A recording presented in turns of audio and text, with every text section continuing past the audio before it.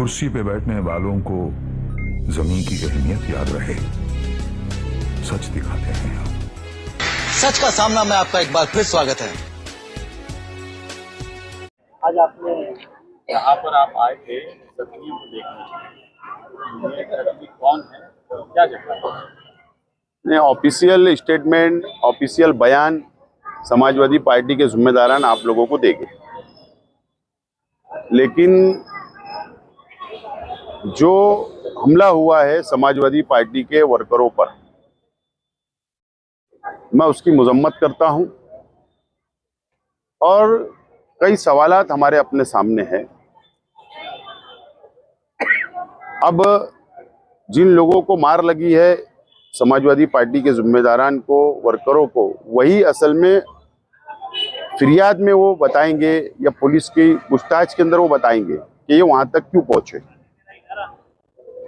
लेकिन अगर हमला डायरेक्ट हो जाता है, जो मैं बात वहां सुन रहा था, ये लोग जाते हैं मस्जिद के पास और हमला डायरेक्ट हो जाता है, तो इसका मतलब ये है कि कहीं ना कहीं जिन लोगों ने हमला किया वो प्लानिंग में और औजार के साथ, सामान के साथ मौजूद थे। इसका मतलब ये होता है।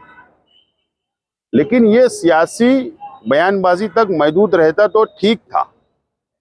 इधर से भी प्रेस हो रही थी, उधर से भी प्रेस कॉन्फ्रेंस हो रही थी, एक दूसरे को जवाब दिया जा रहा था। लेकिन पुलिस डिपार्टमेंट से मेरी गुजारिश है, अपील है कि प्रेस के जरिए बातचीत चल रही थी, लेकिन इसके अंदर जो शिद्दत पैदा की गई वो मिर्जा गालिब रोड से शिद्दत पैदा हुई। अनीस मिस्त्री जो समाजवादी पार्टी के प्रवक्ता है, उनके पोते को वो ट्यूशन क्लास से लाने के लिए गए थे और वहां पर भी इस तरीके से मारहान की गई, गाली गलौज की गई थी और वहां से इस मामले में शिद्दत आई।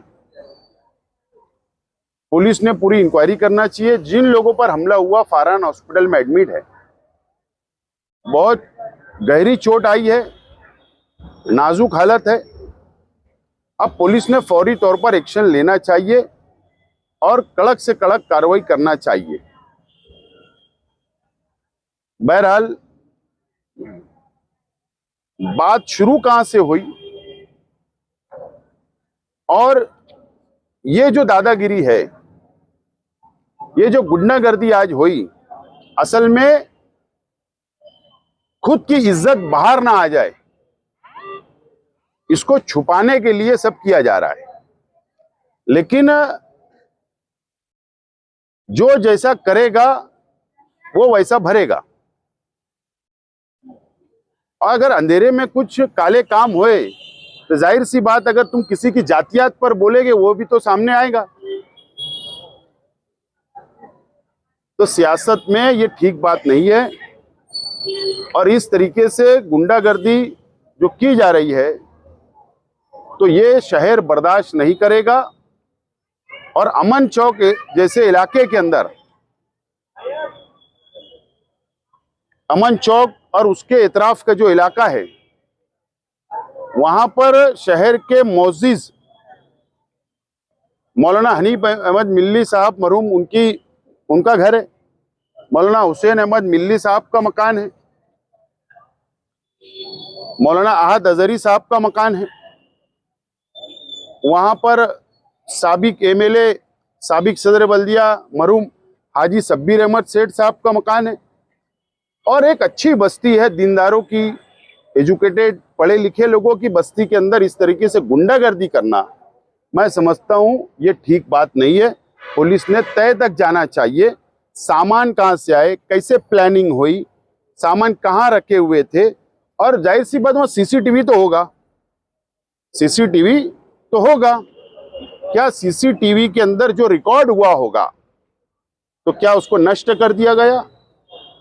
वो सबूत है, क्या वो नष्ट कर दिया गया? जो सबूत है उसको मिटाने की कोशिश की गई, ये भी पुलिस ने तहकीक करना चाहिए। महिलाओं का सम्मान होना चाहिए सियासत में। आपस में झगड़े की महिलाओं के बारे में सम्मान किया जाता है। असल में समाजवादी पार्टी के जिम्मेदार वर्कर बार बार ये बोल रहे थे कि उनकी लीडर शान हिंद साहिबा के खिलाफ में जो जबान इस्तेमाल की गई, वो बोल रहे थे बार बार आप माफी मांग लो, आप माफी मांग लो, आप माफी मांग लो। तो इंसान माफी मांगने से छोटा नहीं होता।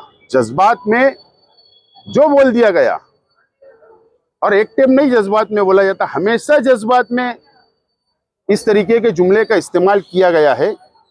समाजवादी पार्टी की जो डिमांड थी वो कोई बड़ी डिमांड नहीं थी, आप माफी मांग लो, झगड़ा खत्म। लेकिन अड्डरमी करना ये मुनासिब नहीं है। और अगर एक लीडर और एक महिला के ताल्लुक से ऐसा बोला जाता है तो ये भी ठीक बात नहीं है। अगर जज्बा वर्करों के जज्बात है, वो प्रेस लेकर उन्होंने क्या गलत कहा? उन्होंने एक जमहूरी मुल्कों के अंदर जो संविधान ने अधिकार दिया वो आंदोलन करने की बात कर रहे थे। उन्होंने कभी नहीं बोले कि हम डंडा लेके मारेंगे, हम हमला करेंगे, ऐसा कहाँ बोला उन्होंने? तो ये ठीक बात नहीं है।